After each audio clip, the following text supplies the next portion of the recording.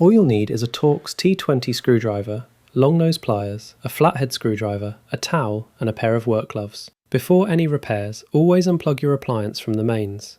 If your dishwasher is an integrated model, pause the video and follow these steps to gain access if needed. To gain access to the regeneration valve, the side panel needs to be removed. It's super easy. Start by removing the Torx T20 screw found on the front. The side panel can then be removed and placed to one side.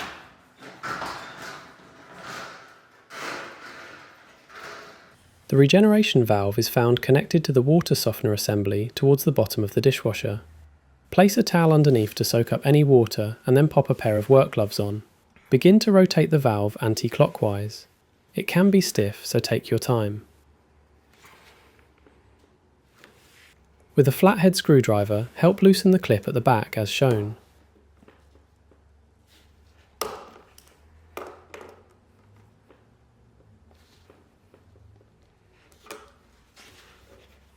The regeneration valve can then be removed. Don't worry if any parts are left behind, we'll show you how to remove them. Pull away the plastic pin. Then, with your long nose pliers, remove the remaining part.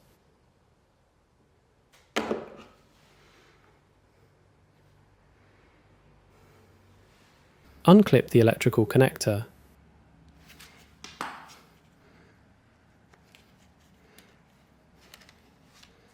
If for any reason you need to piece the regeneration valve back together, here's how everything connects.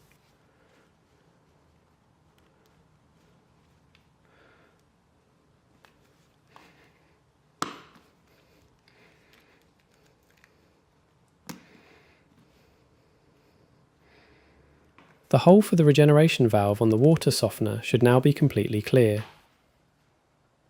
Unpackage your new regeneration valve.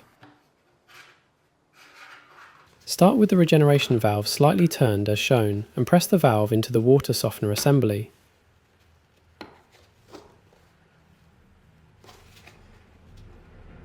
Then rotate clockwise until the rear two clips click into place.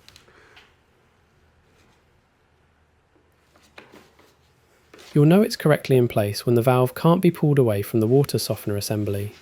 Reattach the electric connector.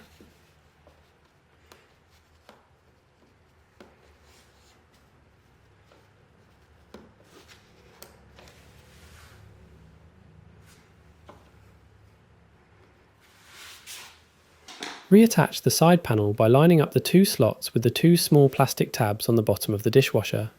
Line these up and then pull the panel up to connect it in place.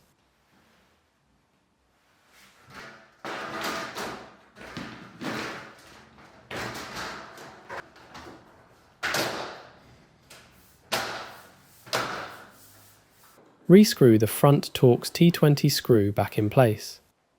And that's it, your new dishwasher regeneration valve is all set to go.